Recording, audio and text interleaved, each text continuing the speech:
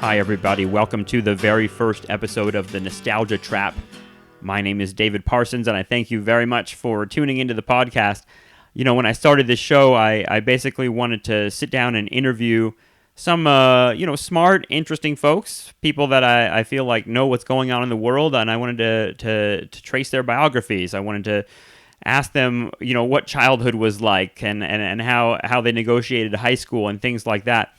And kind of figure out how their lives have intersected with the last 50 or so years of American history. As many of you know, I'm an academic historian that's very interested in the 20th century, the late 20th century, as a means of understanding the position we're in.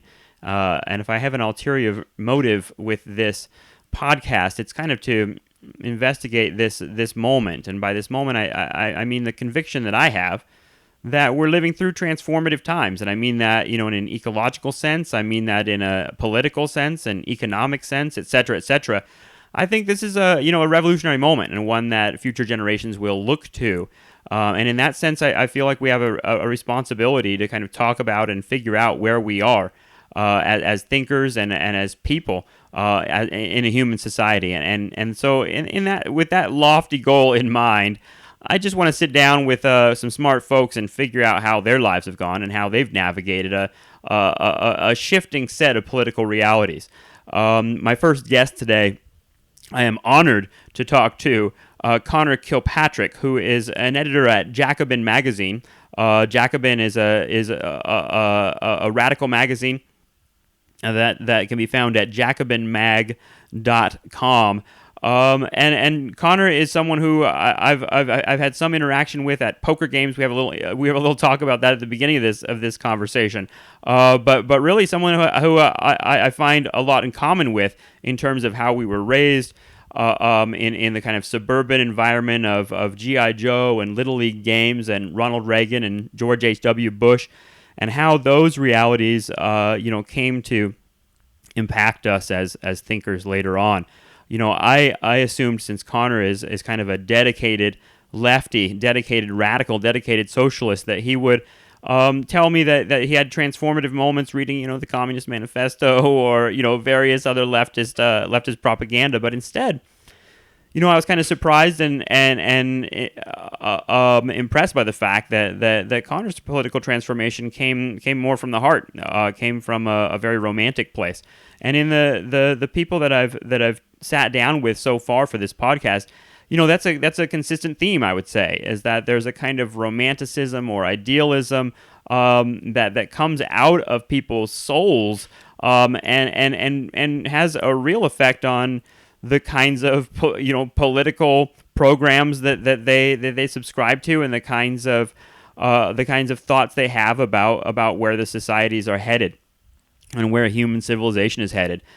So with that thought, I'm excited to bring the first conversation with Connor Kilpatrick to you in just a moment here. I do want to mention that, with this podcast, I'm taking it a little bit more seriously than my previous podcast, Topical Fever, in the sense that you'll see things like smartphone apps and all sorts of social media stuff. So look out for, this podcast will be available on iTunes and a variety of other places. So look out for that, and I'll be talking more about that as it comes together. But for now, I just want to see where it goes. And I have an exciting round of guests to bring you in the coming weeks.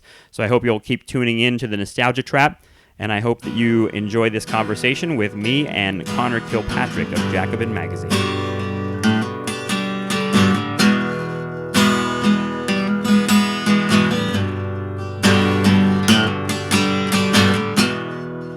The show, the 1980s revival of G.I. Joe as part of the Reagan-era revisionism on the Vietnam War. Well, I mean, that's exactly what I wanted to talk to you about, actually, today, is kind of... Really? I mean, I get the sense, and I've only met you... Are we recording, by the way? Yeah, of course. That's good. I've only met you through, a few poker games every once in a while in a basement somewhere near Greenwood Cemetery in Brooklyn. Horrible. And I also know you from a very combative Facebook and Twitter presence. But I gather, from all that interaction, that we grew up similarly in some respects. When you mentioned G.I. Joe, G.I. Joe. What role did G.I. Joe play in your childhood? Oh. And it's funny we come back to this because G.I. Joe played a role in the podcast I did with Andy.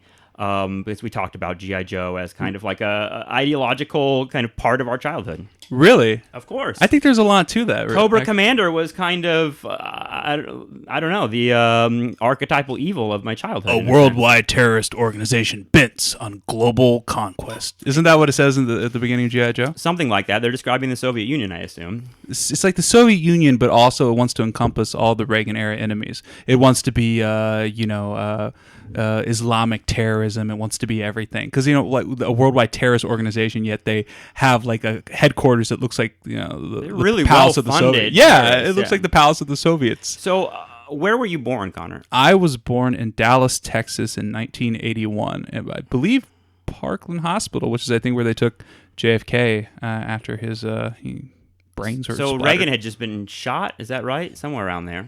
I always try to periodize. I don't know. Reagan was shot pretty early in his presidency, Yeah, like right? 1981. Yeah, I guess it would have been around then. I mean, yeah, it would have been sometime around then. It was. Here's a little interesting factoid. My dad could not get to my birth because of the air traffic controller strike. Nice. The Yeah. PATCO strike. Yeah. Yeah.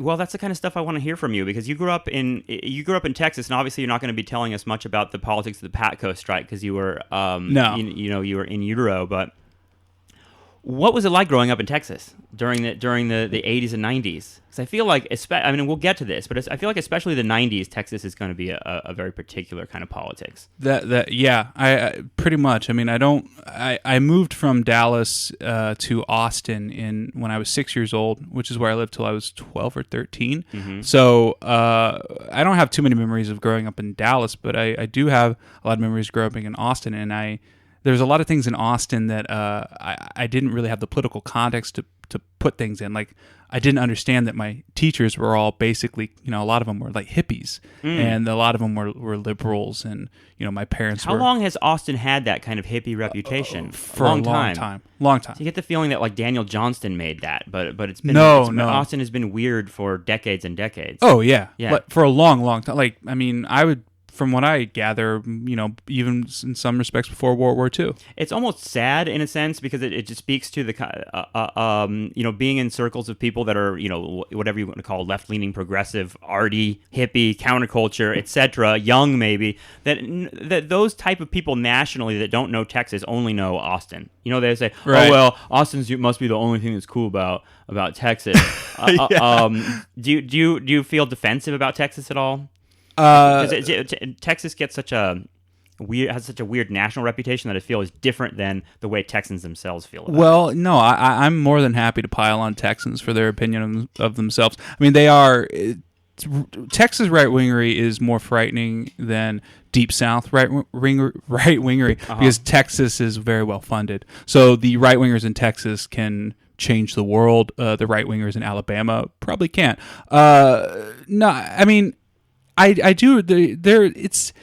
I don't feel defensive about Texas in that sense. I don't miss it, and I don't want to go back. But it is funny you mentioned that thing about Austin because I just read in Texas Monthly that Austin is almost certainly the most segregated major city in Texas. So it's just like here in New York, progressivism and segregation can go hand in hand. Right, and it's kind of maddening that this is so out in the open, and yet so many liberals just can't see it. Yeah. Well, would you call Austin a liberal town? I feel like that there's a socially liberal thing going on, but politically, it's still pretty liberal. But you're right. It's kind of the worst of end of history liberalism. It's the Ron Paul types blend in with the like the Whole Foods types who blend in with legitimately left wing people, and it just kind of is a big ridiculous this stew kind of vague idiocy. Alternative thing going on. Yeah, I mean, like John Mackey, the Whole Foods CEO. I hate that guy. He's Mr. Natural, but he's also Mr. Crush Unions. Yeah, he sells his Green Capitalism book, and I think it's the only book they sell in Whole Foods. I'll take that. The founder of Costco, who's Costco is certainly not as glamorous to the liberal hip demographic. Costco's a good place to work, though. He's a good place to work. He's solid left liberal as far as his political donations. All right, so you're raised in Texas. Would you say you were raised in a rural environment, or were you raised suburban? Where were you? Very suburban. Very suburban. When you grew up with like little league games and minivans and all that kind of stuff. Suburbans. Yeah, I actually grew up in Austin. We moved there because my dad got a new job and it paid quite a bit more. So it was like going from moving on up is going from like kind of lower middle class to upper middle class. But yeah, the guy that lived behind us was Louis Sacker. You know who that is? No, who's Louis Sacker? Oh man, you're not a kid of the 80s. He wrote those kids books, Wayside Stories from Wayside School, A Boy in the Girl's Bathroom. He wrote that book. Don't say I'm not an 80s kid. That just wasn't where I was. You were probably more advanced. Yeah, I was reading like Babysitter's Club and things like that. He wrote that book. Actually, I think I was reading the Hardy Boys a lot, and that's not my generation. I thought those were new when I was a kid, but they were I think I thought that too. I read a lot of Hardy Boys, but yeah it was that kind of I was on the swim team we lived near a country club, and I was on the swim team. It was very petty bourgeois, and it was, What are your memories of politics from like early childhood? Because the things I remember, I mean, obviously Reagan was kind of there. He was present. He was present in the sense that he was the first president that I remember, and seeing Nancy Reagan on different strokes kind of nailed down the idea that this was a culturally prominent person. I feel like Reagan was a star of my childhood. Was that for you at all? Less Reagan and more for me. It was H.W. Bush and Clinton. I mean, I don't have too many memories of Ronald Reagan in politics. I just remember asking I remember the 1988 election very well, and because this was now we were Dukakis, right? Is that the Dukakis? Dukakis, yeah. And we were living in Austin, so this was like the first time like there was liberals, right? That I'm dealing with. So I remember I was shocked. I told my mom, "Hey, we talked about the election in class today," and the teacher asked it was kind of weird if you think about it. The teacher asked whose parents supported who, and it's interesting. The teacher asked whose parents supported who. It was something. It definitely came up. I remember this in 5th grade too. There was a lot of talk about Jesse Jackson because he had this huge primary run, which I now understand. But like Jesse Jackson had a huge primary run in 1988. He almost won the Democratic. You were in 5th grade. I was in 5th grade. Yeah. So you're older than me. Slightly. I was born in 1978. You've aged well, my friend. Thank you. So yeah, that to me was. This was like I moisturize. This was like 1st grade, and I remember being surprised. I was like, "Oh yeah, Mom, it was interesting. Like a lot of people that didn't support George Bush raised their hands." And I remember the girl that I had a crush on named Cindy. She was a Dukakis, and I remember being like, "It's like, huh, this is it." And my mom's like, "Well, you know the difference between Democrats and Republicans." And I said, "No, what's the difference?" And she said, "Well, Republicans believe that people who shoot people and kill people, they should be given the death penalty. Democrats believe in just letting anyone just get off." Was that really how it was framed to you? Yeah. So for years, is what I thought. You know what's funny is it was it's weird how adults will put that on kids, like really complicated political analysis that they're just going to throw some reactionary point and treat it as if that's the political framework we're working with. I remember it makes me remember being in probably like 7th grade, and maybe there was, I don't know if there was an election or politics or whatever. Someone asked what's the difference between Republicans and Democrats, and the teacher said Republicans want to keep the rich and the poor, and Democrats want poor people to have the same amount of money as rich people. It was literally that. Oh, I wish that was true. Yeah, and it was more of an economic program, but still monstrously distorted in some way.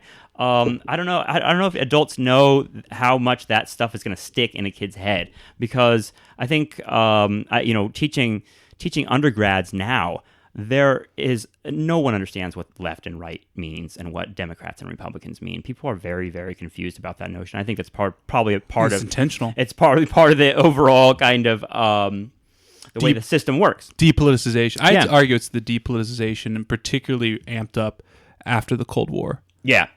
Well, what aspect of the Cold War are you talking about? Like after the Cold War starts in the 40s, or like after the Cold War ends, that we get to this like globalization moment? This kind of end of ideology. There is no alternative, which obviously these things benefit the right. Well, it's funny. I'm glad you brought that up because that brings us back to the end of the Cold War, which we lived through. It was a big part of, I think, being young was realizing that we were in some sort of transition. Billy Joel had something to do with it.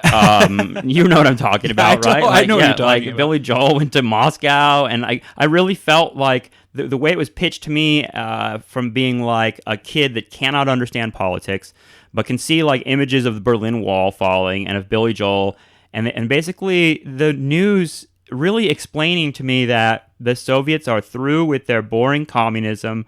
They want jeans, they want McDonald's, they want Billy Joel. And it's really that the end of the Cold War is the triumph of American culture.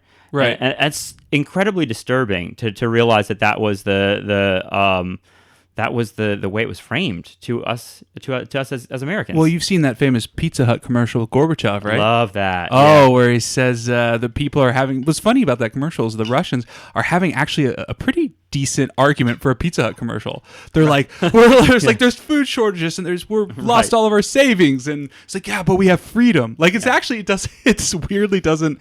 It's so confident that it doesn't. It just acknowledges like, yeah, things are pretty shitty. Well, Yakov Smirnoff, built a career around this whole idea. I mean, there's a Budweiser commercial that would basically load with that YouTube. If you brought up that Pizza Hut commercial, you're going to have that Budweiser commercial or Miller commercial with Yakov Smirnoff, where he says that he said the joke is, in America you can find a party anywhere, but in the Soviet Union the party finds you. Yes, it's Americans love that kind of humor. It's funny because I don't know about you, but my idea, this is where the right kind of sowed the seeds for a renewal of socialism, in the sense that, I don't know about you, but I grew up thinking of Russia. I didn't think of it as evil. If anything, I remember thinking like, they're like us and they want jeans and McDonald's. Yeah, and I also remember thinking like, Gorbachev. He seems like he's like a nice guy. He's like a man with the jam stain on his head. Yeah, he's like a Santa Claus type figure. He definitely wasn't portrayed in the press the way Putin is being portrayed now. That's for sure. Right. Like I remember thinking like, Russia. And I remember when we moved back to Dallas-Fort Worth when I was 12. There was a girl in our class who was from Russia, and no kid was like communist, or there was nothing like, everyone was like, whoa, I heard the McDonald's opened up in Moscow and the line was around the block. She's like, yes. This is true. She was How was that Billy Joel concert? Like she was just... We were all there, everybody. It was, tens of millions of us. And I wish it's interesting thinking of her in that context. But I want to bring something back that something that you might find interesting. I think it's interesting. Please. About to like take it out of the international stage, which is that something I witnessed in Texas that I didn't realize till a few years ago was I witnessed the rise of the new Republican class in Texas and the death of the Dixiecrats. Because, Texas was hardcore Democratic, and Rick Perry, just like the rest of the South. Yeah, Rick Perry was a Democrat. He went to the convention for Al Gore, and here's how it played out in my Austin little area, which was we had a really great Halloween carnival, and the year of I can't remember if it was the 1988 election or it might have been, I think it was the 1988 election. That was also coinciding with the death of the Texas Dixiecrat and the rise of the evangelical Republican in Texas. Well, I remember it because our Halloween carnival was canceled, and there was a small group of evangelical parents that had done this big political organization to prevent any teacher from showing Halloween-related decorations. We had this music teacher we all loved, Miss Lazar, who was really into having witches and singing like all this cool Monster Mash. Yeah, we love, but in like like childishly fun, macabre stuff. And she was ordered to stop. The Halloween carnival was we never had it anymore. We didn't have the haunted house that I totally loved, which was kind of scary. And I remember now I'm looking back in context and I realized that was the election that kind of just That was it. Texas and that was Democrats because were of dead. like evangelical Christian pressure on the school that we can't be celebrating this ghoulish satanic holiday. Right. Like with all this like war on Christmas stuff that they like to talk about too. It makes me think that that force in American culture, like evangelical Christian, whatever you want to call it, socially conservative, they're really concerned with like how we celebrate our holidays in public, and that Christmas should be celebrated this way, but not Halloween this way. It's kind of interesting. It's like it feels like that they have this kind of I don't want to call it fascist, but they have a very, very narrow definition of what the public should be doing. And that Halloween story is kind of frightening because it's the reverse. It is frightening. Well, here's where I disagree with you. I think that this is why they've been so successful. I think that I just described to you a very successful political campaign that changed our culture for the worse. And I think that the right. What do you mean, Halloween going away? Yeah, like here's the thing about the right, and this is the thing that the left I wish would learn from them, is that the right believes everything is political. Everything. Mm-hmm. Liberals don't believe that. The left believes that. Marxists and socialists believe that. But liberals don't believe that. And I just read a piece coming over here about we caught that movie Uncle Buck on TV for a minute last night when we were waiting to watch something else. And I'm still sad about John Candy being gone. He's great. Yeah. But, John Hughes was almost certainly a hardcore right-winger. How do you know that? He donated to Tom Tancredo. Okay. He has that line. Ferris Bueller is about a guy he knew who became this rich kid Republican who Democrats tried to Now we got to watch The Breakfast Club and all these movies. Oh, well, think about Ferris Bueller. Yeah, and reread the right-wing. I have to take a test on European socialism. And then he goes on a long speech about don't believe in an ism. So, but no, in Uncle Buck, Buck is sitting there watching TV, and he's like vacuuming up stuff off his shirt. And the guy on TV, he's ranting about Gorbachev. Like, it's an anchorman on TV basically saying Gorbachev's evil. Then it cuts to the TV and say, meanwhile, the stock market had its greatest month in the years in July.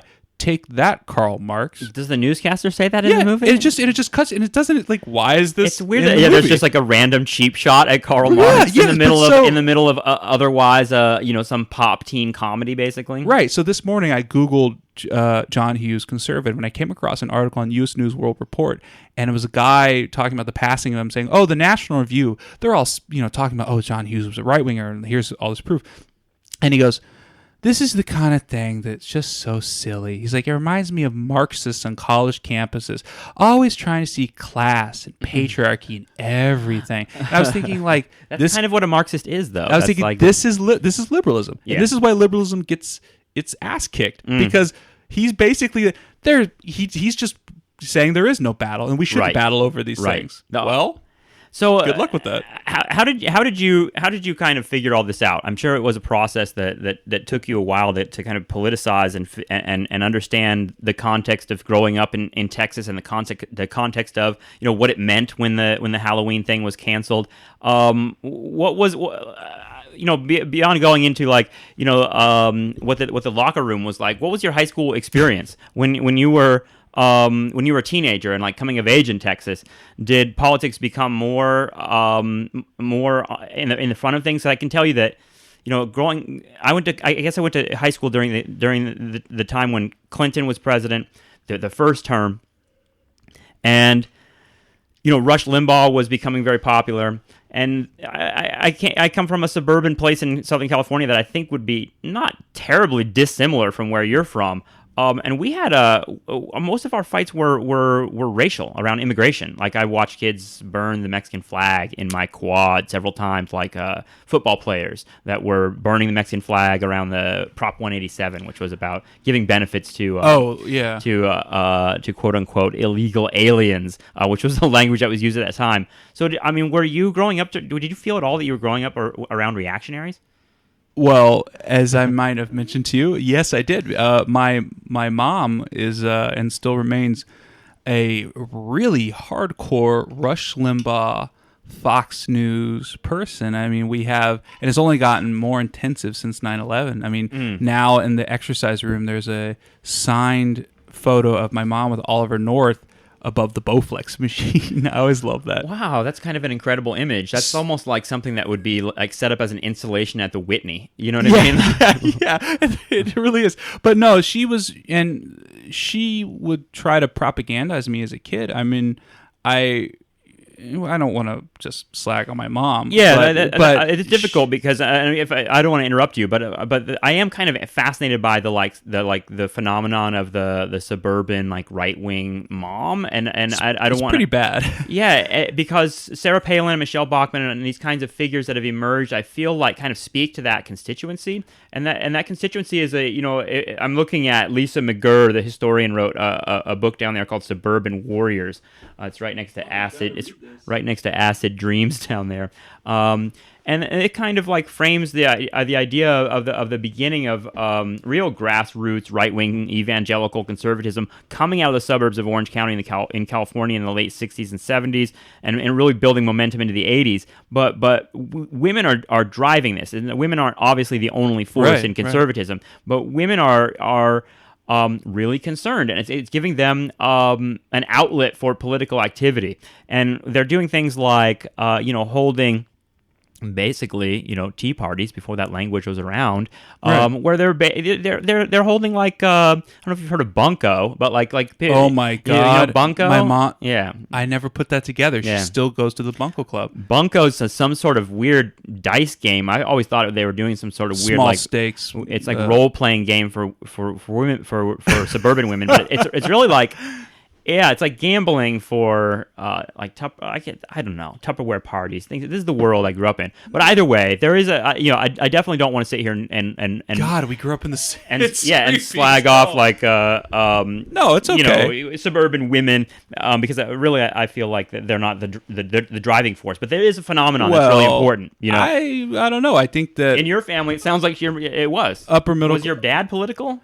No, I mean he was and he wasn't. He was like a Ross Perot kind of voter, and now my brother and I have swung him considerably to the left. It helps that his fortunes have he's been proletarianized, as we would say. But no, I remember my mom being really when that book The Bell Curve came out. Charles, which is just open fascism. Yeah, and but for some reason like had held some explanatory power for a lot of people. It did, and this goes to the weakness of liberalism, which is that because they don't have a bigger critique, like they can't, it's harder for them to go up against this stuff, this kind of moralistic, creepy racial stuff. Like I remember my mom, Rush Limbaugh did like years basically just on the Charles Murray book. And I remember her just kind of, I won't say what she said, but she, it's just like, that she said, a certain group is more likely to do, and I remember thinking like that sounds like bullshit, and because thank God I was inoculated by all the 60s generation who went into children's programming and everything, so you're talking about like Mr. Rogers and Sesame Street taught you to resist racism, entrenched racism. I mean that's exactly the right's nightmare. Actually, that the government is using Big Bird to teach you to like black people.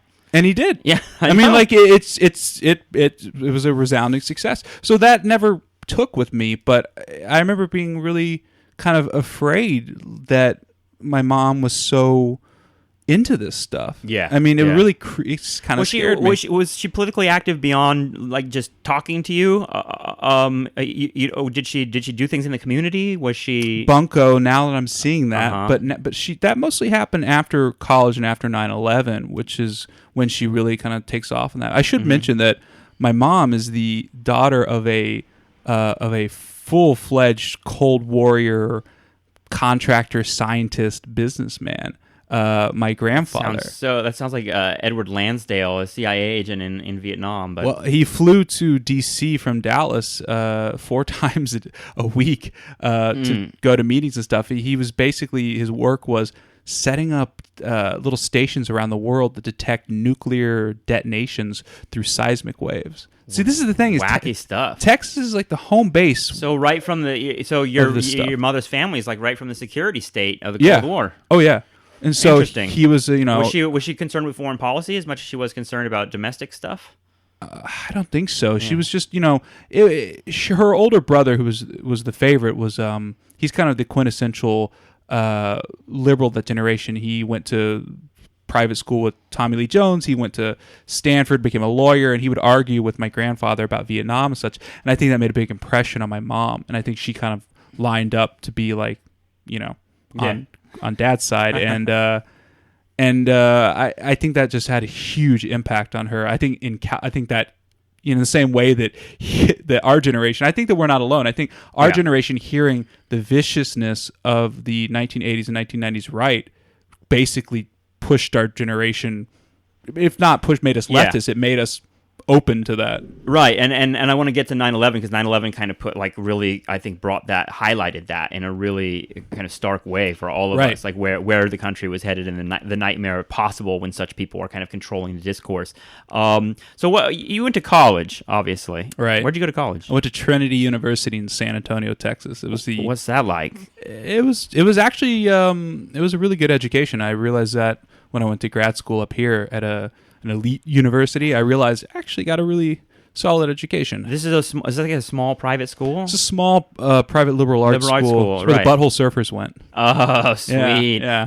So there's a little bit of that counterculture there? No. It's more like churchy? I think it's the sister school of Rice. It's not churchy. I mean, there's that element there. Yeah. It's just kind of like a lot of engineers, a lot of pre-med. So this is where our experience might deviate a little bit because I went to this huge public university, UC Santa Barbara in California. That the left was very present on our campus. Was the left present on your campus? I mean, I was friends with what would be called the left, and as funny as now, I'd be like, liberals. Right. It was. I saw it when 9/11 happened, or not so much 9/11, but when the Iraq War started. That's when it really came out in full force. It was like, demonstrations on the campus and professors, and I was like, wow, this is a really big deal. Like, I was still very political. You got to understand, I was very politically naive at this point. All I knew was that I liked Bill Clinton, and that because my mom hated him, my dad hated him, and that I hated Republicans, and I was basically a Democrat. That's all I knew. Yeah, I'm in '99, I feel like that was the year that both the battle in Seattle happened, and Bill Clinton's Monica Lewinsky thing was going on at the which same saved time. Social Security, by the way. Explain. Oh, you didn't know that? No. It's a thing Alexander Coburn riffed on a lot, and I think he's correct, which is that when Bill Clinton was reelected, one of his prerogatives was going after privatizing Social Security. It was all interrupted by the Monica Lewinsky thing. So it's interesting that idea of privatizing Social Security is associated so closely in people's minds with George W. Bush. Right. Right. Because, they're the, it's bad guys and good guys. Of course. So you're saying that even through your undergraduate experience, you were kind of, not apolitical, but you certainly weren't, politics wasn't like the engagement of your life. So what were you doing? What was your major? What did you think you were going to be? I was an English major. I had no idea what I was going to be. I was an English major. I was in a punk band that I really liked playing with. I had a girlfriend I was really into. So you had a slightly counterculture kind of orientation if you're listening if you're playing punk music, and you got punk music is in some ways that from that era, particularly during the Reagan era, punk music was the politics in a sense. I had that coming out of just the things I was interested in junior high and high school, which was like horror movies, comic books, stuff like that. And then at the end of high school, when Napster came out, I got really into listening to Sonic Youth and Husker Du, all these things I was like hearing about that I had never, before then I just had the crappy radio stuff that was popular at my Arlington, Texas high school, which was like all the number bands, Blink-182, Sum 41, Matchbox 20. I was forgetting the number. Yeah. So Hootie and the Blowfish 47? No. I don't know that one. All this just junk music. And I felt like there was something wrong with me that I didn't like any of it. So, well, you brought up Napster. I feel like technology is another thing that exploded when we were young. And we're still in the middle of this transformation as we're sitting here on a podcast that's going to be distributed via social media networks. Is that when we look back, I think we'll understand. Yeah, you should totally do a TED Talk, dude.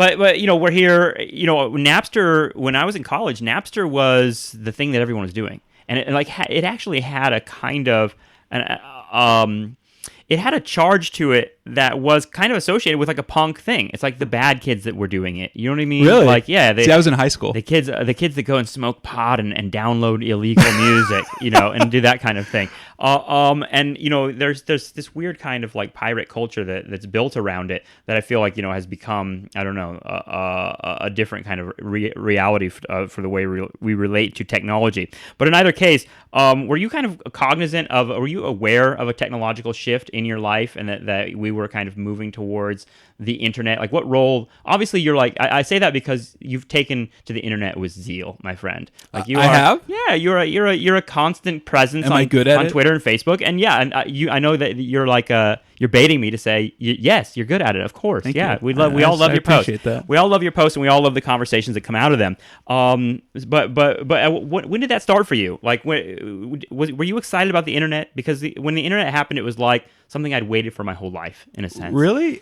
See, I wouldn't say that at all for me. I mean, I thought I'm talking specifically about pornography. If you haven't like caught the gist of what I'm trying to say here yet, no.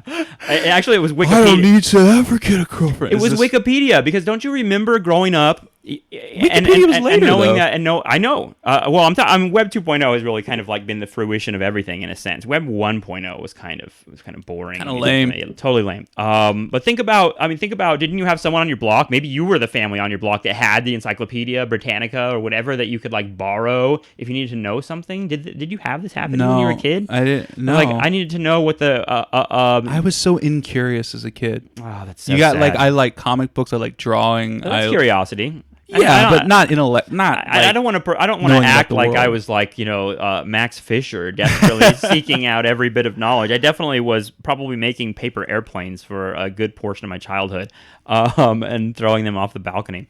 But I want to talk about where Connor becomes this kind of more forceful political presence, political demagogue. Yeah, because I look at you now, and you seem like someone who has his foot pretty firmly in the game of American politics, and has taken some sides on that. You are part of a magazine that is very left wing called Jacobin. So how did that happen? Where did it happen for you? I mean, I've mentioned 9/11 being this kind of like break point for a lot of young people, a lot of people our age. But was it 9/11? No, it was definitely not 9/11. After 9/11? It was Obama's election? Actually, yeah, it was closer to that than anything else. It was I just, I was you're a born again communist. I was more interested in punk rock and things like this, but I also came from a privileged upbringing, so I didn't really worry about things. I just assumed that things were basically okay for everybody, which is a total illusion. I mean, what was your understanding of poverty when you were younger? Because poverty is something that obviously the way you think about poverty kind of defines your politics in a sense. Both how you see it, the causes of poverty and the solutions to poverty are both, I would say kind of the basis of American politics. So how did you feel about, where were poor people when you were a kid?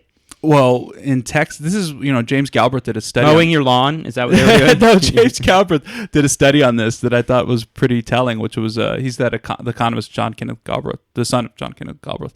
And he said that what's interesting is he saw that, I can't remember what he used to figure this out, was that the reason sometimes we think of Republicans in the South as being just more vicious is that basically the farther away wealthy Republican voters live from working class and poor people, like geographically, the more intensely right-wing they are. And I can't remember what he used to judge us, but it sounded pretty legit. So he's saying that like a Republican in the Upper East Side is never going to be as far right as a Republican in a sprawled metroplex like Dallas-Fort Worth. I believe that. I mean, I didn't see that's why the suburbs are conservative, right, in a sense. Right. But the suburbs are going to become less conservative as the suburbs begin to experience more of the poverty that the inner cities are experiencing. Right. And they are. I Yes. can tell you that they are.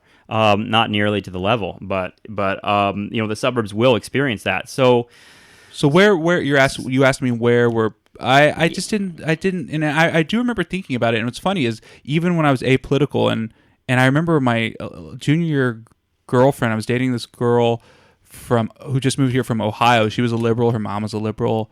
And her mom asked me, like, well, what are your, and I was like, I'm a Republican. Like, I just said, I had no idea why I thought that. I just said it. So, well, it's the same. I mean, people say a lot of people say I'm a Christian, and right? Would you go to church? But if you asked me, I remember even having these thoughts in high school. No idea what a Republican is, right? And I remember thinking, like, why does Bill Gates have so much money? And I remember thinking, like, you shouldn't be allowed to be a billionaire. There should be a cap. And I remember asking, like, my parents, like, why is there no cap? And my parents were like just horrified.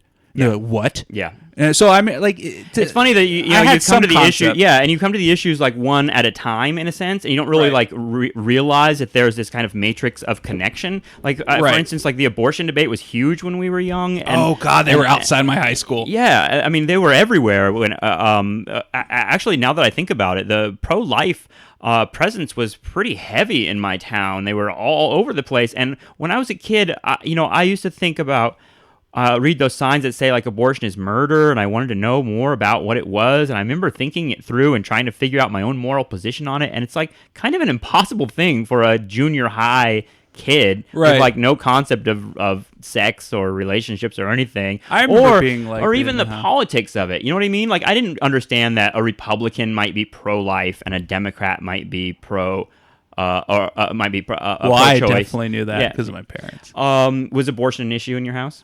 Not really. Well, here's another interesting thing about the political economy of 20th century post-war conservatism. My mom actually, when we lived in Austin, she hated the pro-life people. She, I remember we were watching TV and like a crazy local commercial popped in that was a political. They were showing like dead fetuses, and she called and was yelling at the TV company. TV?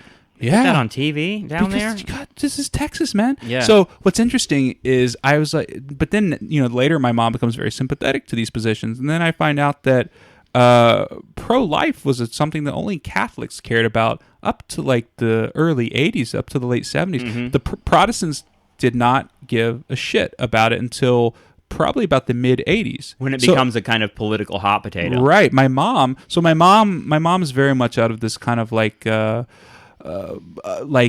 Mitt Romney, Nixon Republicanism, right? Mm-hmm. So what's interesting is that such an old, weird form of republicanism. It is, but I mean, I think it's still very much. It's still the main current. It's just they had to take into the rise of evangelical. So my mom took, she took those positions and changed and became rapidly pro-life. But she wasn't as a kid at all. So 9/11 happens. Bush, I feel like that was a moment for a lot of people to move left. And what's interesting is that now in hindsight, I realize that the move during the Bush years left by like a big portion of the population was really a move to like a more liberal it wasn't really a move towards left, what we would consider like socialist or anything like that. The move to hate George W. Bush was kind of erroneous. Now that I look at it, I think it was kind of worthless and actually, I think it was erroneous, and I think it's been problematic. I think that's where a lot of things that got now when people bring up Bush and as like something bad, I get really mad. I do too. You know what I mean? No, I agree, because it was kind of used to pull things over our eyes. Like, if you notice this, and I won't beat this drum too much. I mean, it's very clear that I don't have a very high opinion of libertarians. Yeah. And I noticed that libertarians. That's probably the biggest, for those of you that don't follow Connor on Twitter or Facebook, the biggest political bone he picks is with libertarians who are.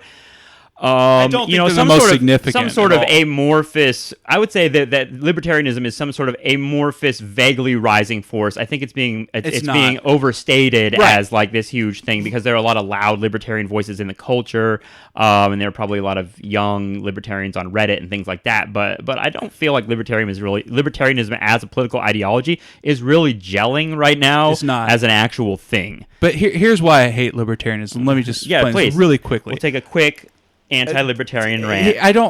Here's what it is. There's a small percentage of people who are libertarians, a very small percentage of people who are basically let's call them left neoliberals. Like they're anti-war, they're they have good positions, but they just they think free markets are somehow going to be good for.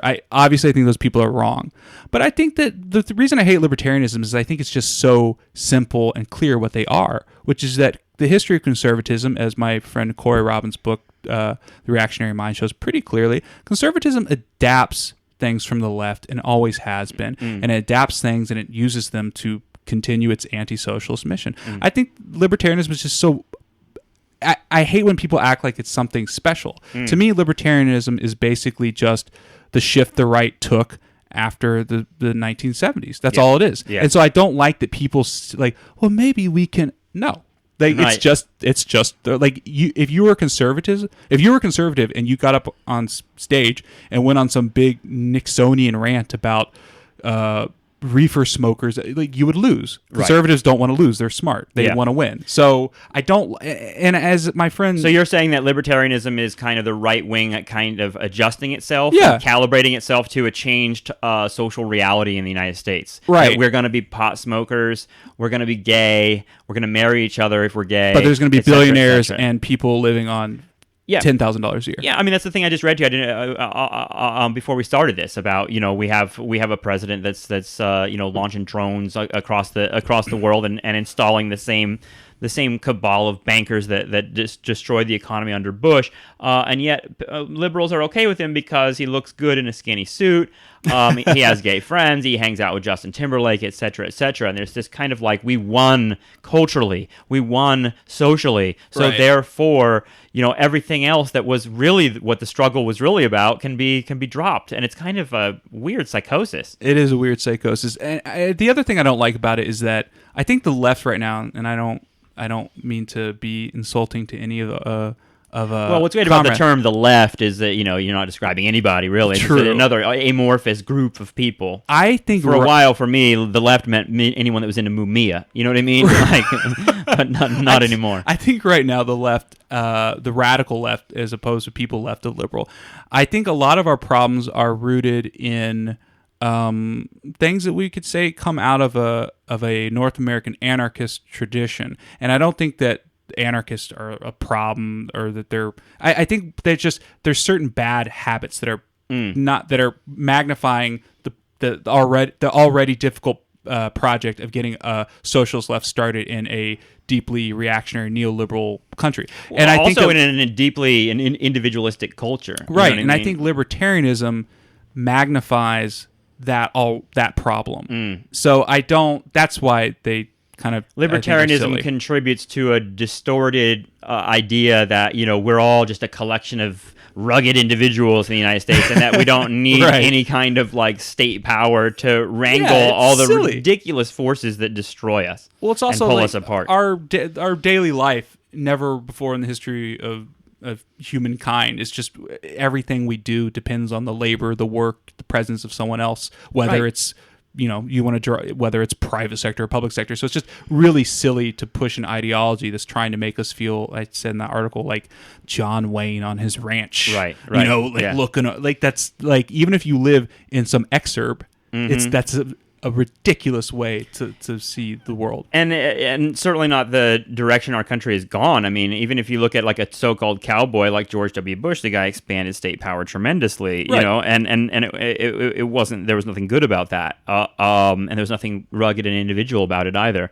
But I think that that the Tea Party, that kind of, I don't know if you would call the Tea Party. Is that what we're calling libertarianism these days? The Tea Party. Well, the libertarians would push back. The Tea Party doesn't even exist anymore, right? Is the Tea Party dead like Occupy Wall Street, or are they both kind of like? I don't think the Tea Party is anything special. I think the Tea Party is just what the right has always been. I think the American right. This is what I subscribe to. The kind of ideas on the right that my colleague Seth Ackerman at Jacobin has put forth, which is that I think the right in America has been pretty consistent and pretty stable since around 1936. I think it's been pretty. I don't think there is this former past of reasonable Republicans. I think we've been debunking that on Jacobin constantly. I don't think that the problem in America right now is the South. I think these things are silly.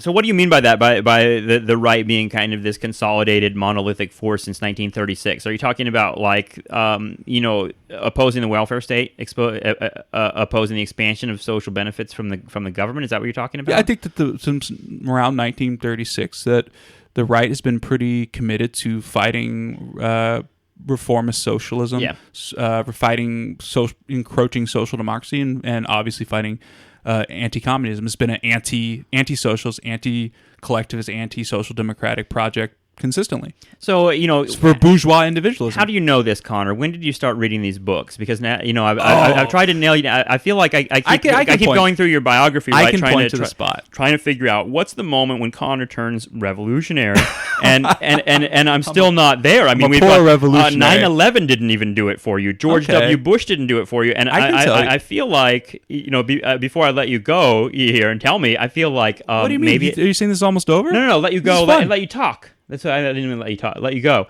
Let you explain. I know you have an answer here for me, but I'm going to guess. Is it the election of Obama and the kind of like all the hope associated with that? Were you an Obama bot for a while? I was a bit of Did you think he was the real deal? Yeah, but I was at that point. I was already moving pretty far left. I was already reading Chomsky. I was already like but I was an Obama bot in the sense I very foolishly thought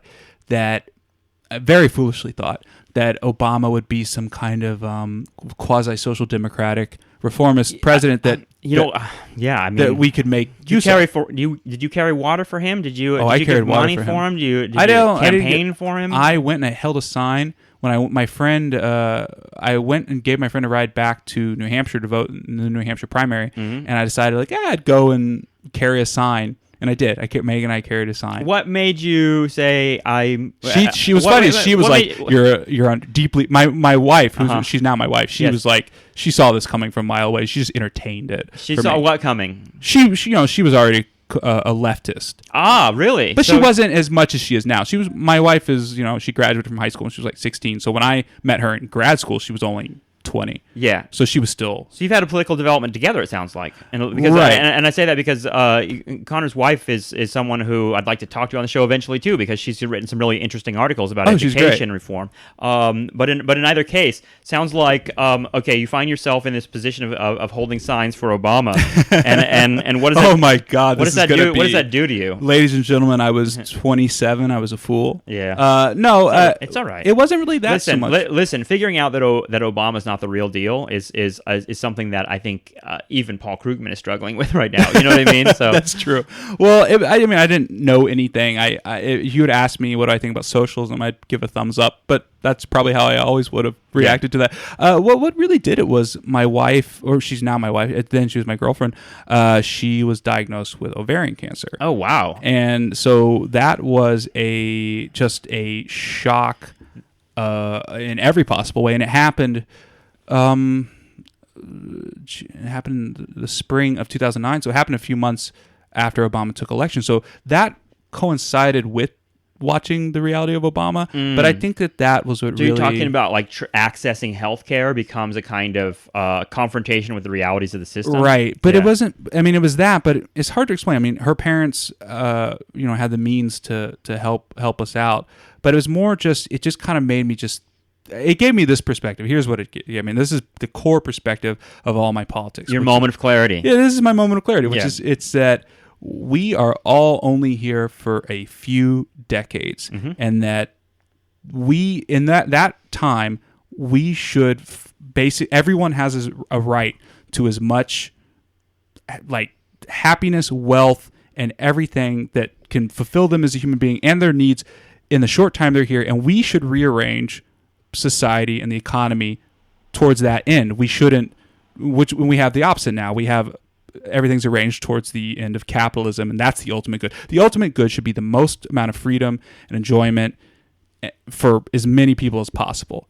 And because it made me just realize, here's my 22-year-old girlfriend, soon to be wife, confronting death. And it just made me realize the idea of living in a country where we couldn't even say everyone has a right to get their, I don't want to use the term right. Everyone can go and get treated for cancer and not go bankrupt and not really pay much at all. Like that just seems so, when that happened, it just made me think what a nutty nut job Yeah. country we live in. Yeah. That this is like. And also, what a lie the country is. If the country has this, the United States has this chauvinism internationally that is just tremendous.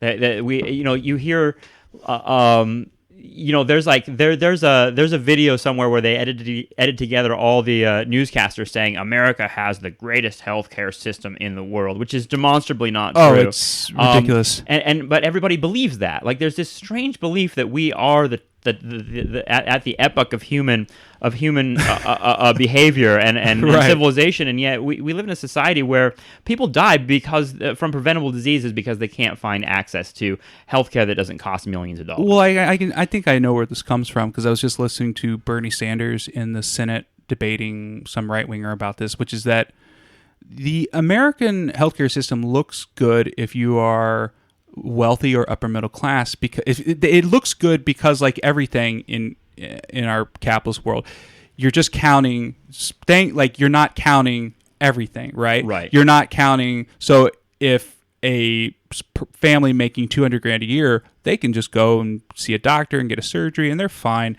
If you're not having to count what happens to the family that lives in West Virginia with the mom that works in fast food, the dad. Why should we have to count them, Connor? We don't care about them. See, but once you start counting them, yes, the American healthcare system looks abominable.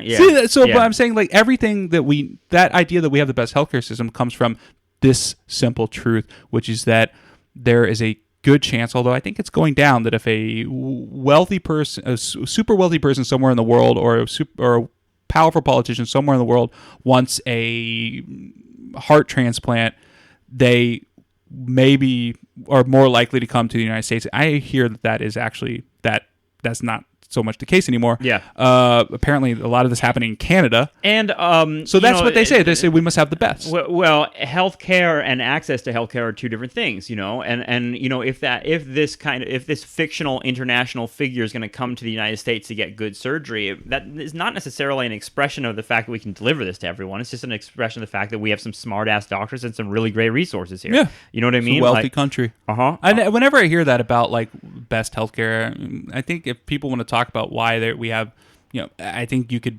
say this because we have great universities, we have a large population that's over with a high per capita income. Great, we're gonna have good, happen. We're gonna have good doctors. You remind me of the tone that Chomsky strikes. I wanted to ask you about Chomsky because Noam Chomsky is someone who, reading him was part of my radicalization. I assume. When I really think about it, the way he is about the way he answers questions like that, he says, well, yeah, of course, it's a rich country, of course it's going to happen. That's the right way. And it's a way of kind of deflecting that weird criticism that people say that, like, you wouldn't go anywhere else, you would come to America for your surgery, and you'd say, like, well, of course, but there's still, like, monstrous deficiencies. And for me, one of the moments that I remember from, I think maybe the movie Manufacturing Consent is at the very end of that movie. I don't know if you've seen it. It's incredible. I need to see it. It's awesome. But at the end, he talks about the healthcare system, and he talks about infant mortality in the United States. He talks about life expectancy and how the United States is very low on those lists internationally. And he said, this is in a country as rich as the United States, this is not a scandal. This is criminal. This is criminal behavior. And it was, for me, that was like a moment where I was like, it's okay to say that. Like, it's okay to say that the social system is a criminal act. You know what I mean? And, like, for me, like, that was really, like, key for me to understand that there's quote unquote legitimate politics in the United States, and those are as defined by MSNBC and Fox News. And then there's something else that's where maybe the legitimate politics is. So, like, did you need permission like that to, like, step out of the mainstream box and embrace an ideology like socialism? What was it that did someone hand you a pamphlet? What was it? What was it that turned you? Well, I don't know. I mean, I always remember feeling like history was. I always remember feeling like it was pretty clear that socialists were good guys, and that the Soviet Union or whatever was a particular, perversion. But I never had I never had a reactionary approach to these things. You said I was a nice kid. You said you went to graduate school. Did you come to Marx in graduate school? What did you go to graduate? It's so embarrassing. I did a creative writing MFA. And I did it because That's not embarrassing, dude. Well, there's a lot I'm of a money. humanities person, so I'm sitting on more student loans than you could imagine for a humanities degree. So I'm kind of personally invested, like literally, in kind of speaking to the value of a creative writing MFA. It was valuable. The most important thing it did is it got me out of Texas. After graduation, I was working at an insurance company, USAA, which is who insures people in the military. Yeah. And I just was like, I got to get out of here. And so I was like, hey, a creative writing MFA. And I looked, and it was already past the deadline for so many places except for like the more expensive liberal arts schools. So I applied to Sarah Lawrence and like 2 others, and I got into most of them. And so I just went there. But at Sarah Lawrence, I'm not sure how political. I was already on the way. It did give me I didn't realize it at the time, but it did give me kind of a more of a understanding of class. Like leaving, my idea of like rich people in Texas was like the kid whose dad bought him a new Mustang. Mm-hmm. You know, it wasn't that like wasn't. You didn't really get to the heart of the 1%, right? You're just like talking about people with some middle class people with a little more money than the rest of us, but right? Then there's this other class of people exactly. That you can actually. That's what's I think kind of interesting about moving to New York. Is you know I feel like we both did that for a lot of different reasons, but one of the things that's interesting about coming here is seeing the 1%, like literally, seeing their faces, seeing people that I mean, I remember passing a guy in Central Park where I was like, oh, dude, that guy is beyond rich. Like, he's not just kind of rich. There's something about the way, like, he was European, he was French, he was like, there's something about the way he carried himself, the way he was dressed, the way he had his dogs. He had these dogs that were like really expensive looking dogs, you know. And I just felt like that guy's a 1%er. That guy's at a level of wealth beyond the typical upper class New Yorker. I definitely, I saw the 1%ism in Dallas Fort Worth. I think what makes New York special is that it's the 0.01%. That's like that's what's really shocking. Right. So when I went to Sarah Lawrence, a lot of I learned pretty quickly, both the graduates and the undergraduates there. It was, I paid the graduate school tuition, which was a lot cheaper. Then I get up there and I find out that undergraduate tuition there is like $50,000 a year. And I'm thinking, like, who are these kids? Yeah. And I find out pretty quickly they're like the children of famous Hollywood actors. It's this like, and I'm just kind of like, or like what CEOs, and I'm just kind of like, these are not people I knew in San Antonio, Austin, and Arlington, and so that kind of made me, and also seeing how many of them had liberal politics that I remember feeling were kind of worthless. Like, is this where you would say like your class hatred solidified at Sarah Lawrence? I think so. I guess I mean I'm I got to be upfront. I'm a child of the petty bourgeoisie. So my class hatred is certainly not as strong as. I mean, I have a significant degree of class hatred, but I keep it quiet because I'm like from the suburbs, and I'm not really, I didn't like crawl out of a trailer. Like if I were Eminem, like I could speak in publicly more about it. It just feels weird, like attacking rich people, even though I feel like they're the problem.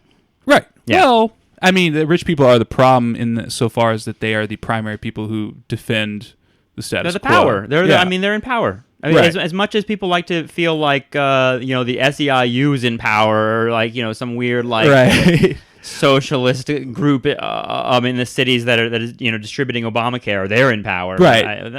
But like I just want to I only push back against that, not because it's not true, but just that David Graeber op-ed in The Guardian recently about how the guy that wrote Debt. Yeah. He's very moralistic, and he's just talking about how working class people are better people than rich people, and I'm not debating that. I'm just, I believe that the thing the left in the United States really lacks, and thus I'm going to be loud about it because I think we're deficient in it, and so I need to make up for that, which is a kind of more of a Marxian critique, and the Marxian critique would be that it's the working, like, why the working class? It's because they have the numbers and the class position to be, more likely to want and fight for socialism and win it because they benefit from it and they have the social power to achieve it. It's not so much that, they're better individual people. I hear you. But so it's, I'm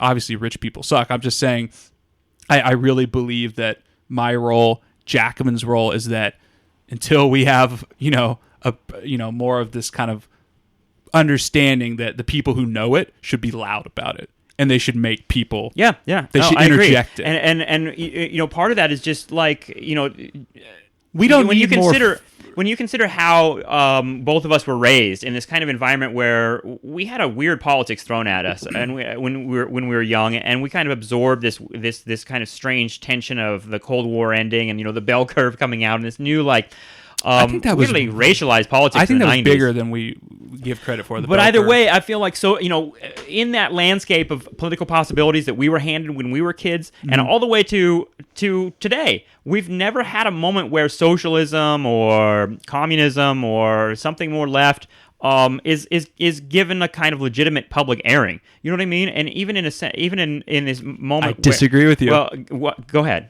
Here's where I disagree with you. I think what I mean by that is that in the mainstream of American media, we don't get to hear Marxism explained in any way that makes sense. Okay, well that's true. Yeah, but that's all I mean. But I do think, and I think this is because America is both the home base of the worldwide capitalist class, as well as probably the most. I would say we're the most intensely ideological country in the world. Right? You would agree with that? I had to think about that for a second, but yeah. I think we are. Yeah. I would go that way. And I think it's relative, but at the same time, we're the hegemon. And yeah. I think that, I think we have had a socialism in the discourse, and I think it is 100% thanks to the right. And I think that that's what I mean. I'm talking about like a legitimate version of socialism, not a kind of boogeyman socialism like Michelle Bachmann. Which just means social spending, social insurance programs. Well, socialism to most people means taking rich people's money and giving it to black people in the ghetto. Like that's how socialism has been presented to Americans in the last 30 years. But that's a very old tradition. That's a tradition that started in Reconstruction, which is when I would argue, heroic Northern Republican class fought a heroic war, won it, but pretty quickly the limits of bourgeois ideology came into place in the sense that the book by Heather Cox Richardson is great, and it's called The Death of Reconstruction. It talks about the moment in which the people who were the most adamant anti-slavery, the most adamant, they adopted this ideology of free labor to contrast with slavery. And she talks about the moment, as soon as the Civil War is won, the freedman goes from being their total ideal, right? They're told like the ideal worker. The abstract conception of the freedman is like the greatest thing ever. But two things happen that she talks about, which is that the growth of capitalism in the North means there's strikes and labor radicalism, and it's simultaneously freedmen in the South are going into government and basically saying, "Look, we need money to have schools for kids, and we need during these this things." radical Reconstruction. Yeah, period. You can't just And so what happens is the Northern capitalist class starts projecting their fears of like what's going on around them, like the labor radicalism in the North. They start projecting it onto the freedmen in the South, who are like. And so they see them as betraying what they like. You're betraying the free labor ideology. You're asking for things from the government. So this idea of what you're saying, this idea of socialism equals taking money from hardworking rich people and giving it to black people in the ghetto. I think it really starts there, and I think it's a really old phenomenon. I mean, that's what's kind of grotesque grotesque about seeing it still happening. Is that and that's why I think it's.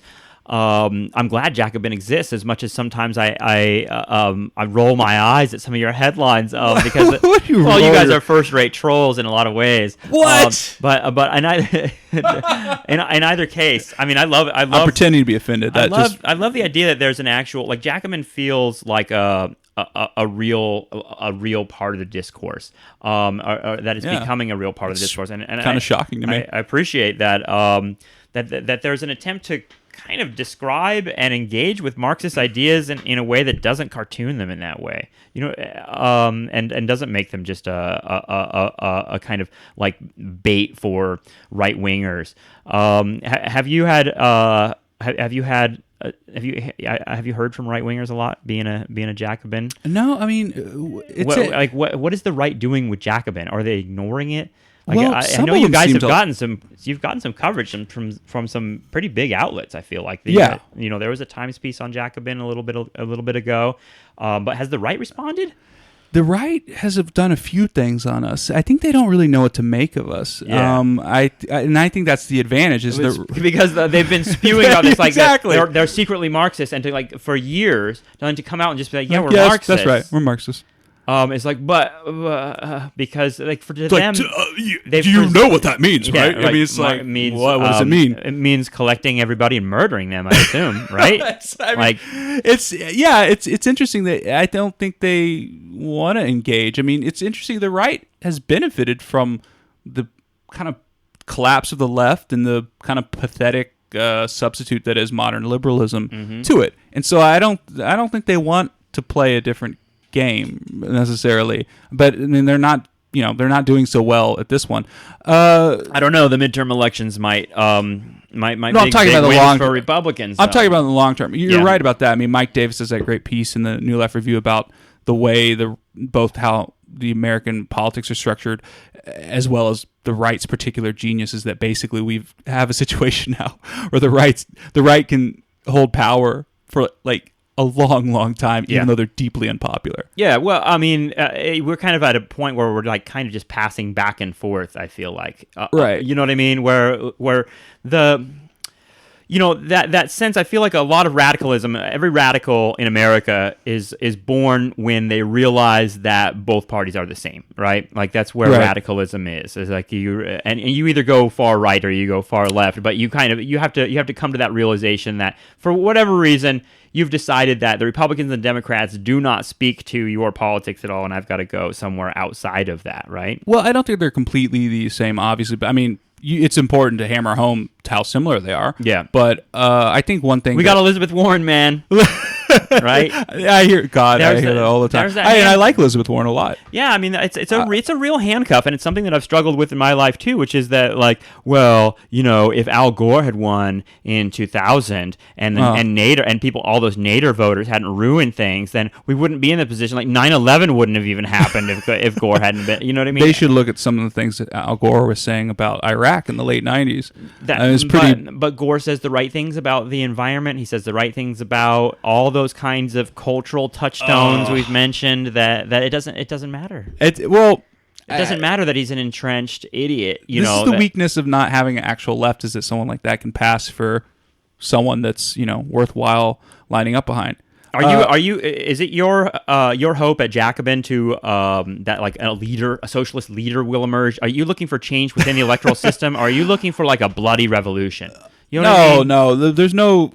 Because you put a guillotine on the cover of your magazine last. Did we? Last year, we did. Yeah, last year, and I was kind of. Well, for me, that's what I was kind of trying to integrate when I saw that guillotine, because when I was at Occupy Wall Street. And when I say I was at it, I went down there many times, partially because I worked at the CUNY Union office, which is right next to Zuccotti Park. So I had, or Zuccotti Square. So I had the opportunity to see that every day unfolding. And I wouldn't say I really participated in Occupy Wall Street so much as went and witnessed it. And kind of, and one of the things I like to think about was like, and it was a joke I like to make a lot to my friends, was I think Occupy Wall Street is serious when they start building a guillotine down there in Zuccotti Park.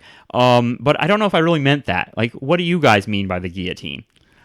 I mean, Bhaskar came up with the name Jacobin as and that's Bhaskar Sunkara. So, okay, and he's the guy that created the magazine, right? And he only got in touch with me because it's so ridiculous. He'd read a story that I'd written, a fiction story that was in McSweeney's, and he saw that I was one of the first. You were a McSweeney's person. Yeah, I mean, I got tired of writing when short I heard fiction really creative quickly. writing MFA, I thought this was the age of David Foster Wallace. This was the age of is that what you were envisioning when you got the creative writing MFA, like being I was just buying time to Yeah. figure out what I wanted to do. yeah, I give that's why I went and did the PhD. Was I didn't know what I was going to do with my life. Well, Yeah. Bosker intended Jackman to be a floating signifier, and he never. I mean, I think he's more responding to not the idea of the literal Jacobins, but Jacobinism, the Haitian Revolution, the Black Jacobins, as Right. CLR James called them. The idea of just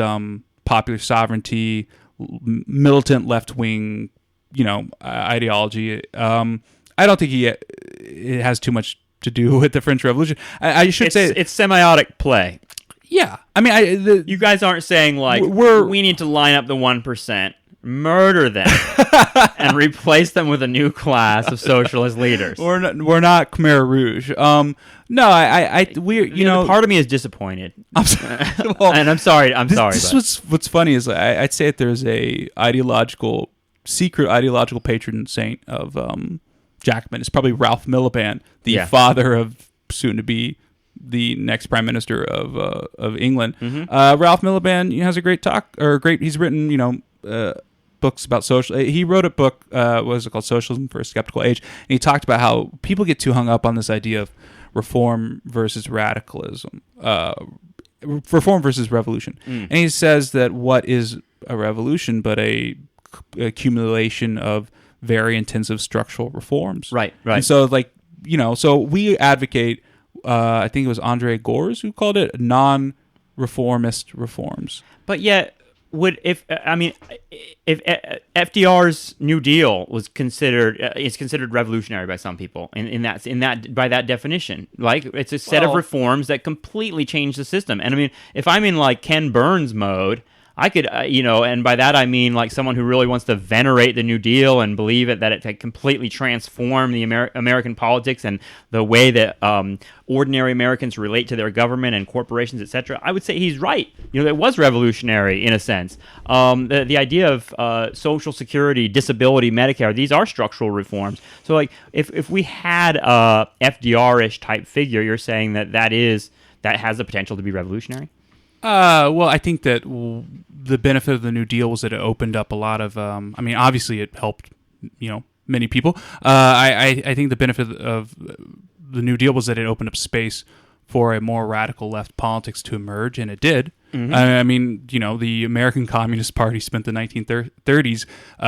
And a lot of leftists would criticize them for this. They spent a lot of the 1930s carrying water for Roosevelt and New Deal Democrats. Yeah.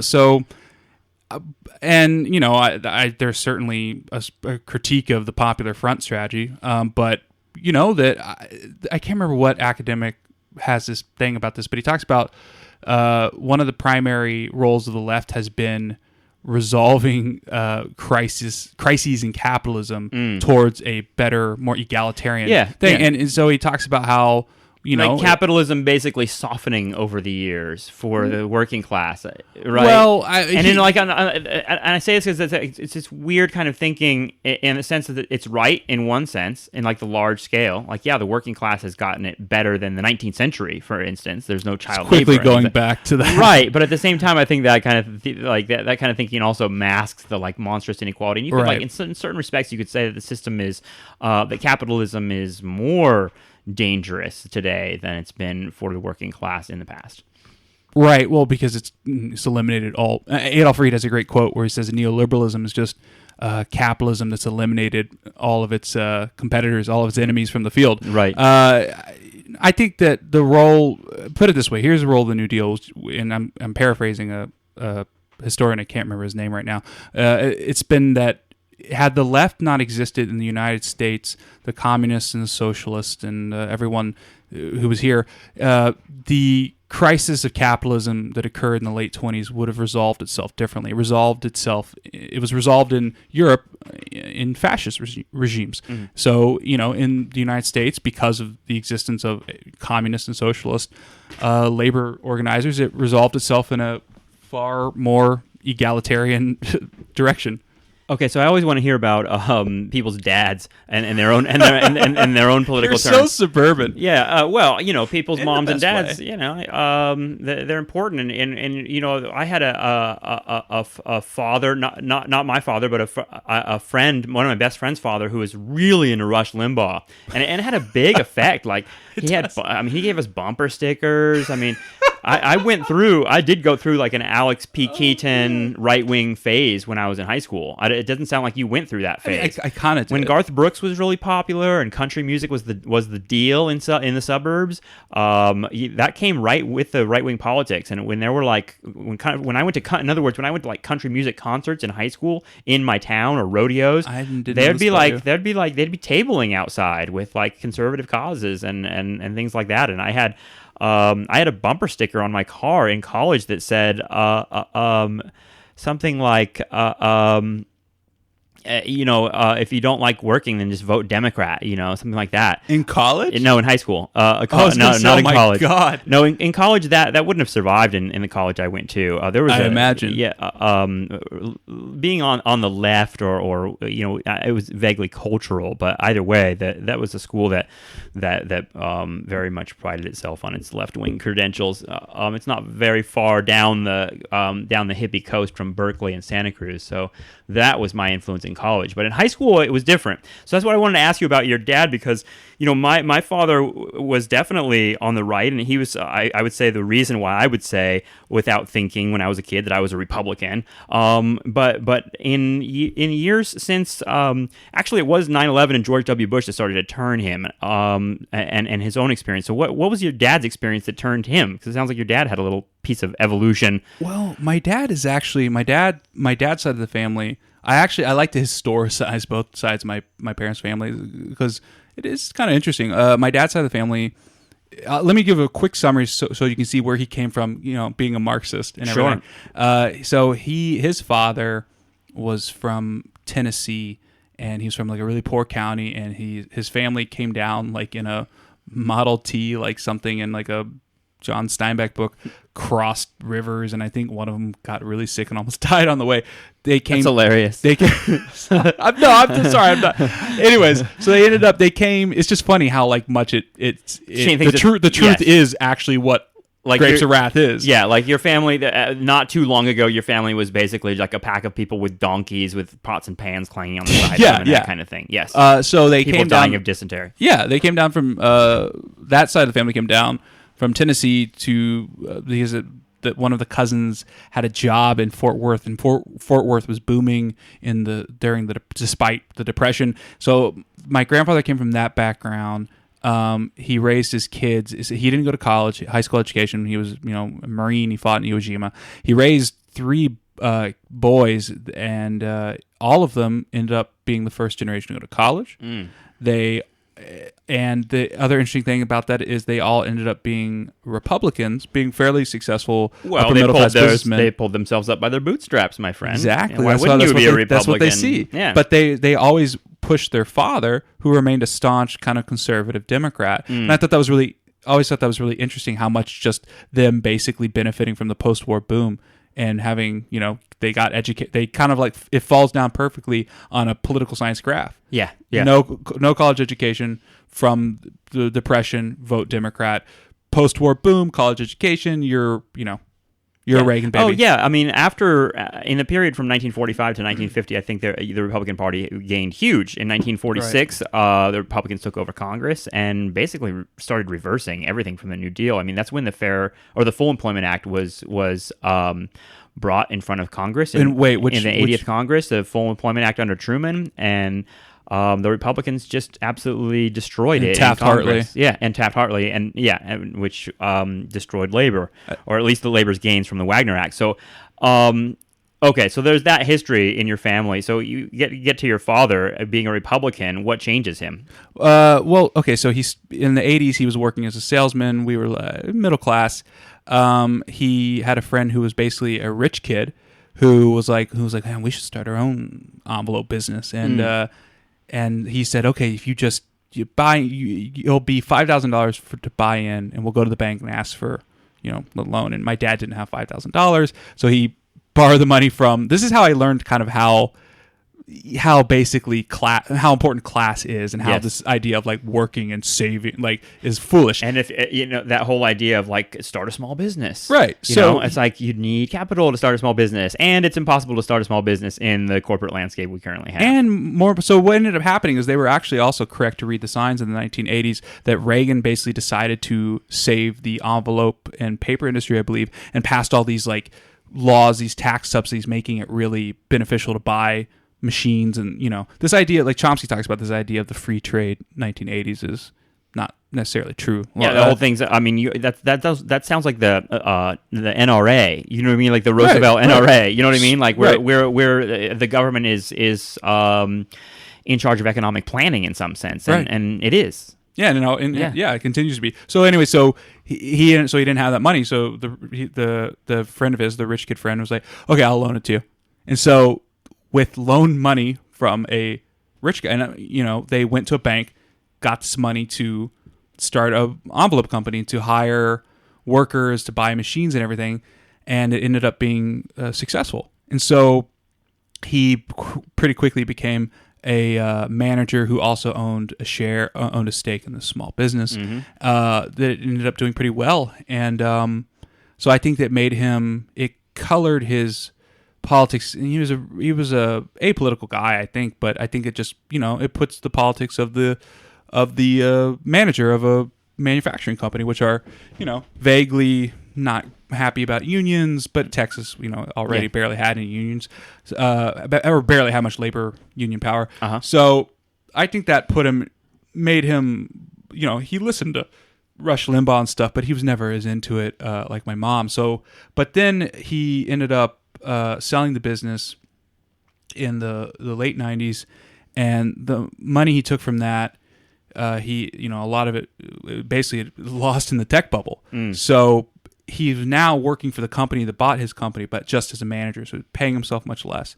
And so that company in the past several years has been bought by venture capitalists, sold, turned around. So he's been basically he's like the last of anyone he knew who's made it. He's like survived. Witness to being like run over, basically. Exactly. Yeah. Doing a lot more work for less pay, pay cuts for years. And I think that has made him sympathetic to his two boys who have. Oh, definitely. I would tell the same story with my dad, which I think I've probably told on the show. But the tech bubble, I think, hurt a lot of people our age. Their parents, the petty bourgeois, who people who had were that kind surplus. of making money hand over fist during the 1990s. There was this insane, hubristic stock market push around technology, and it's interesting because we're in that now again, but it's not exactly the same. But we're in this kind of like big bubble where people feel like they can make money on the stock market again. But in either case, this was something that when the tech bubble collapsed in April of 2000, that was a moment for, I think, my dad to realize that it wasn't just growth. There was something else structurally going on, and certainly when George W. Bush took over, there was a kind of cultural. There was a feeling that he wasn't representing the country in a way that was fair and democratic, and that he was just representing his friends. There was that idea that like we were watching crony capitalism. Yeah, we were watching like Fahrenheit 9/11 and Bowling for Columbine. Michael Moore's think of how films. Naive we were. Michael Moore's They're films, good I think, films, were though. influential. Yeah, They're good. And for people like my dad, I think they kind of allow. Again, you kind of need permission to have these kinds of thoughts in America. I just realized my dad. I just put it together. Mm-hmm. Your dad is Michael Moore? No, he saw every one of those films by himself. Wow. He was curious then. I never understood why. He was curious. And the curiosity is the same curiosity that my dad feels, I think, that's like, I've never been really allowed to think this way. And what's fascinating about that is that my dad lived through the 60s. So, I feel like there was certainly lots of radicalism in the 60s. There was certainly, like, you had permission to talk about radical shit in the 60s, but not everybody was cool with that. I think there's a kind of a overestimation of the that phenomenon in the 60s. Well, you had to be on a college campus to experience it in a certain respect. And most college kids, last time I checked, most college kids throughout the 1960s identified as Republicans. Yeah, I believe that. I mean, I don't have a vision of the 1960s as this kind of like hedonistic Woodstock for everybody, but at the same time, there were, I mean, radical ideas would have been in the discourse in a way that they're not today. In the sense that you would have seen. You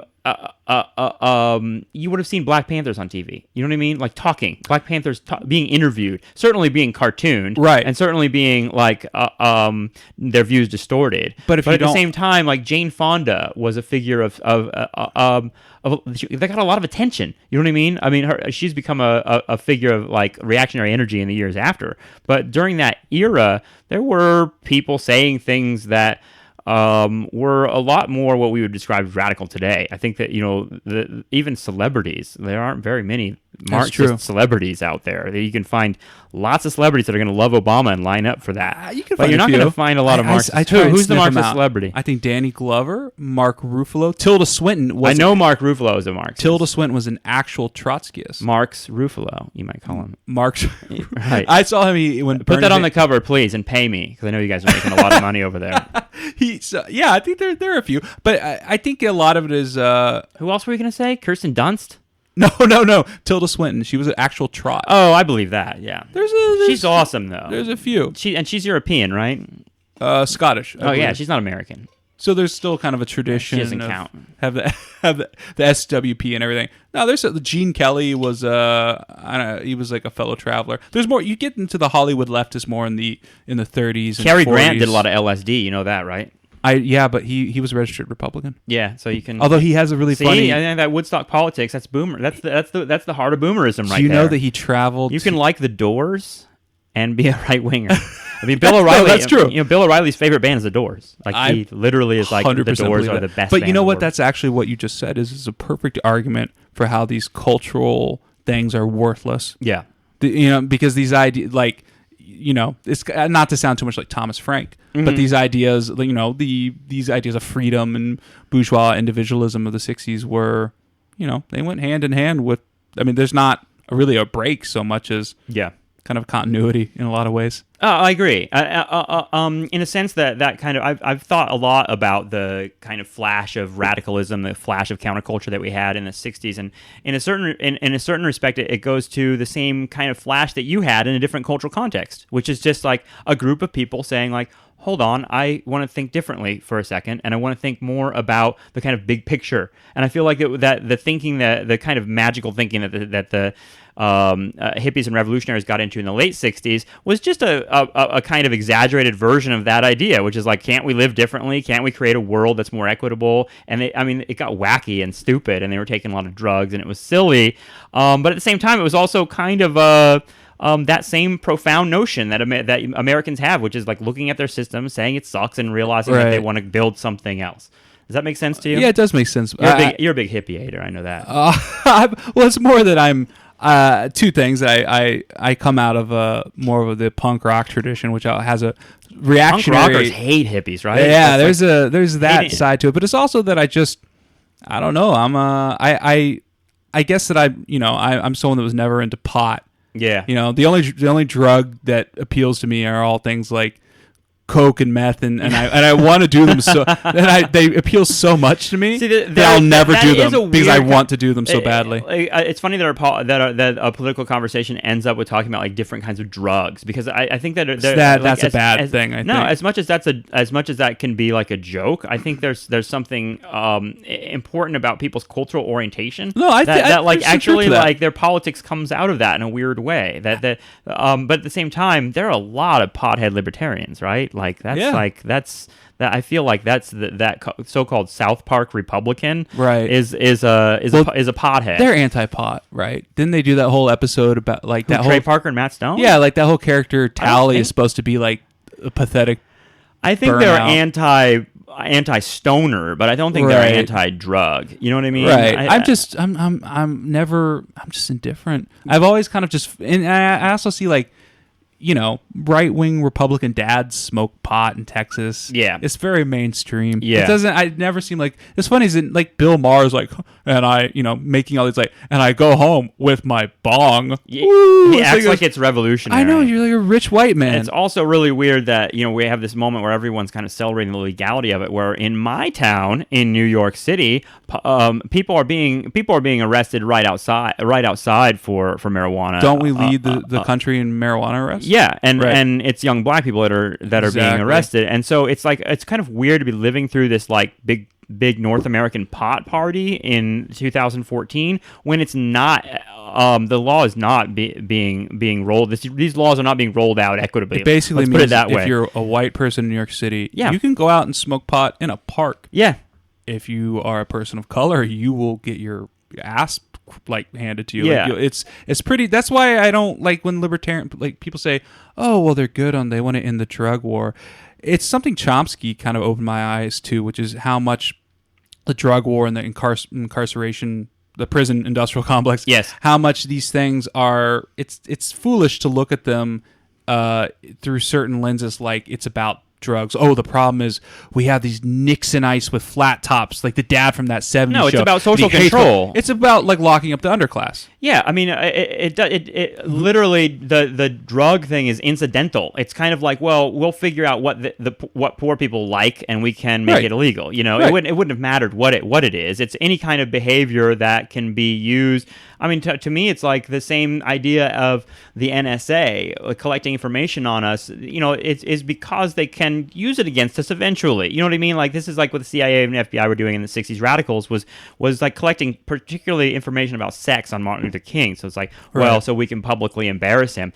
In other words, it's not because they're Puritans that hate the fact that Martin Luther King is out having sex with women. Although J. Edgar Hoover was. Well, yeah, but they know that they can leverage that. Right. And so I think you're right about that. Well, it's also like, just look at history, look at what, after the Civil War and Reconstruction, why were black men going to prison? It was for things, vagrancy. Yeah, pig laws. Yeah, it was like things like, it was so... Believe me, I'm in the middle of grading midterms about Reconstruction right now. We watched this movie, Slavery by Another Name, which is about the convict leasing system. It's a PBS film that came out a few years ago. Adolph Reed is really... Adolph Reed, who is someone that I really like. Yeah, he's great. I guess I could say he's a friend of mine. He has a really good critique of what he calls that book, and I don't know how useful this is, but that book, Douglas Blackman's book, the book that Slavery by, the New Jim Crow, that book, and he's saying that we shouldn't. I mean, obviously it's racist, but what the primary we should be looking at, what like the primary goal of the prison industrial complex is locking up the underclass. Yes. Period. Yes. And in the South, and in the South, the underclass is black people. Right. So, yeah. And that if you just have this idea that it's because there, I mean, obviously there are racist judges. And but it's like we should really just kind of we should look at this as a locking up of. Well, understand what the kind of, I mean, for me, it's not an either or. It's just kind of like, exactly. It's kind you of can't talk about one without the other. Yeah, but the reality of what's happening is not just is not just a group of people saying I hate black people and I'm going to use them and lock them up. It's more like I hate black people and I can also use them and lock them up and consolidate power and make that kind of part of a larger structure. So it's like. It's not necessarily, in other words, the race isn't the motivating factor. It's the power. And something it's interesting because Ramika is the design director of Jacobin, one of the core Jacobin people. We were just talking about how it's interesting how liberals don't really interrogate the libertarian. Like, well, we're against the drug. Well, we let them out, let all drug offenders out. Instantly. No one ever interrogates that, and it's because they don't come from a perspective that.